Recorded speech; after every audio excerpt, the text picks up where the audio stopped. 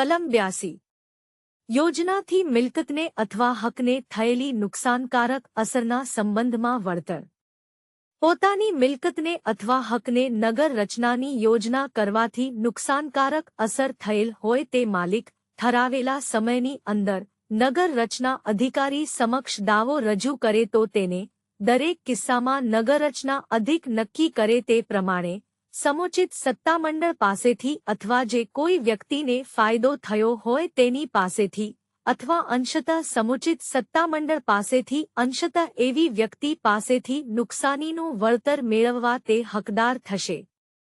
પરંતુ આવી મિલકત અથવા આવા હકની કિંમત યોજનામાં વિચારેલા સુધારા ધ્યાનમાં લીધા વગર યથાપ્રસંગ યોજના કરવાનો ઇરાદો જાહેર કર્યાની તારીખે અથવા કલમ 43ની પેટાકલમ 1 હેઠળ રાજ્ય સરકારે બહાર પાડેલ જાહેરનામાની તારીખે તેની બજાર ભાવે જેટલી કિંમત ગણાય તેટલી કિંમત ગણાશે.